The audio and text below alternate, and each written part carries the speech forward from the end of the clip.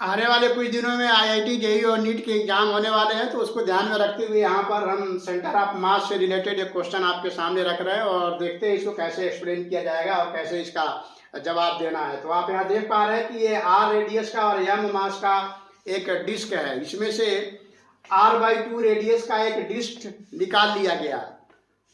r/2 radius का एक disc निकाल करके फिर से इसको इसी के ऊपर राइट साइड में ऐसे रख दिया गया। तो अब ये बाद वाले सिस्टम का सेंटर ऑफ मास बताना है कहाँ पर होगा। तो इस तरह के क्वेश्चन जनरली आईआईटी जेईई और नीट के एग्जाम में पूछे जाते हैं। तो आइए देखते हैं इसको कैसे सॉल्व करेंगे। तो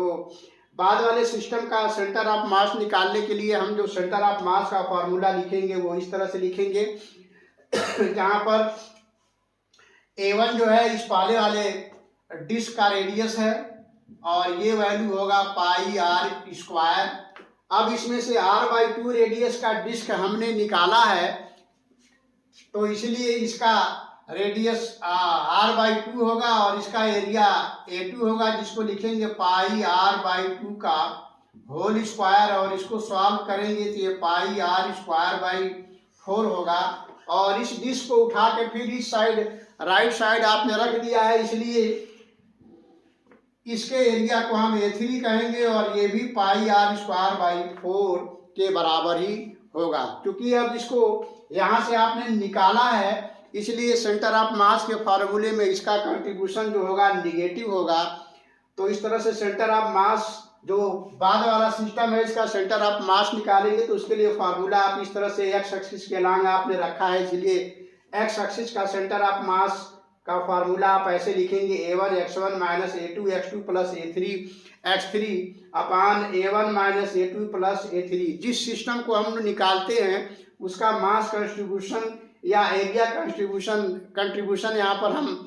नेगेटिव लेते हैं। तो हम यहाँ देख पा रहे हैं कि A1 जो एरिया पहले वाले डिस्क का है वो पाई आर स्क्वायर और r/2 रेडियस का जो डिस्क निकाला है उसका एरिया A2 और फिर लाकर आपने राइट साइड में इसको रख दिया है तो उसका एरिया A3 और दोनों आपस में बराबर होंगे पाई आर स्क्वायर बाई 4 के बराबर। अब यहाँ से r/2 रेडियस का आपने डिस्क निकाला है, इसलिए इसका पोजीशन जो होगा पहले वाले ओरिजिन यानी पहले वाले सेंटर से माइनस r/2 दूरी पर होगा। इसलिए यहाँ पर हम x1 0 लिखेंगे पहले वाले डिस्क का सेंटर ऑफ मास, क्योंकि वहीं पर हमने ओरिजिन एज्यूम किया इसलिए x1 0 होगा और x2 जो होगा माइनस r/2 होगा, क्योंकि r/2 रेडियस का डिस्क आपने निकाला है और पहले वाले सेंटर से यानी ओरिजिन से लेफ्ट साइड से आपने निकाला है, इसलिए यहाँ से इसकी लेफ्ट साइड में जो पोजीशन होगा माइनस r/2 होगा। और फिर इस डिस्क को निकाल करके लाकर आपने यहाँ रख दिया राइट साइड में। तो अब ओरिजिन से यानी यहाँ से इसकी दूरी यहाँ पर सेंटर ऑफ मास की इसकी दूरी r/2 होगा, क्योंकि आपने इसको यहाँ से निकाल के फिर लाकर यहाँ रख दिया है। तो ओरिजिन से इसका सेंटर ऑफ मास r/2 दूरी पर होगा। तो इस तरह से x3 r/2 होगा।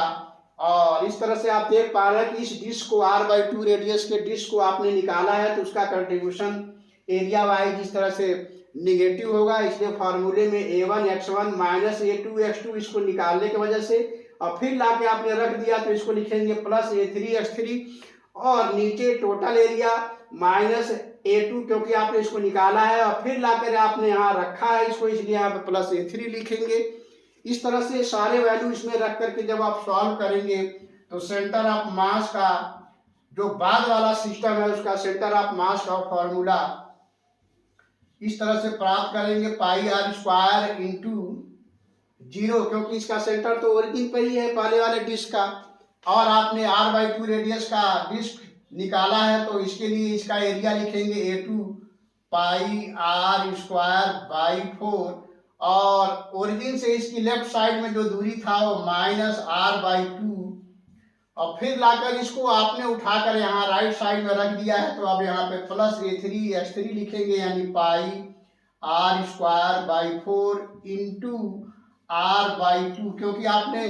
राइट साइड में ले जाकर रखा है इसलिए ओरिजिन से इसकी दूरी सेंटर ऑफ मास की r/2 होगा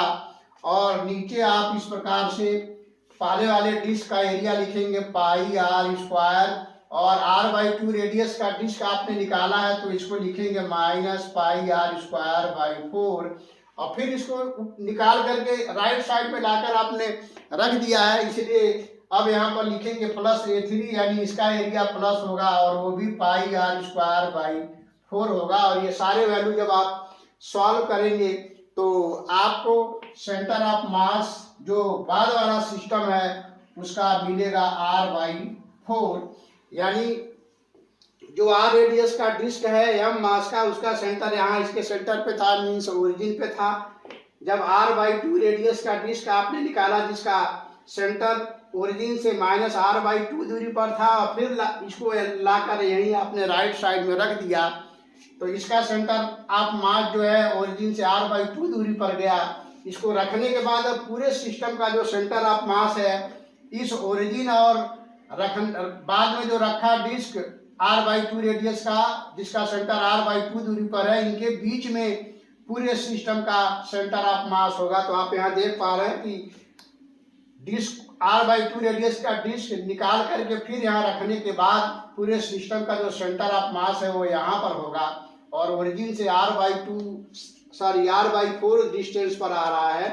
तो राइट साइड में हैवियर पार्ट है, और आप जानते हैं कि centre of mass heavier part की तरफ होता है, हैवियर मास की तरफ होता है। तो इस तरह से सेंटर ऑफ मास ओरिजिन और रखे गए डिस्क के सेंटर ऑफ मास के बीच में R बाई 4 डिस्टेंस पर आ रहा है। इस तरह से इसका सेंटर ऑफ मास बाद वाले पोर्शन का R बाई 4 डिस्टेंस पर यहाँ पर होगा, और ये इस तरह से आप R बाई 4 दिखा सकते हैं। क्योंकि राइट साइड में हैवियर पार्ट है इसलिए यह पॉजिटिव वैल्यू आ रहा है। तो इस तरह के क्वेश्चन जनरली IIT JEE और नीट के एग्जाम में पूछे जाते हैं, तो हम समझते हैं क्वेश्चन आप काफ़ी अच्छे से समझ पाए होंगे। तो फिर मिलते हैं नेक्स्ट वीडियो में किसी और क्वेश्चन के साथ, तब तक के लिए थैंक यू।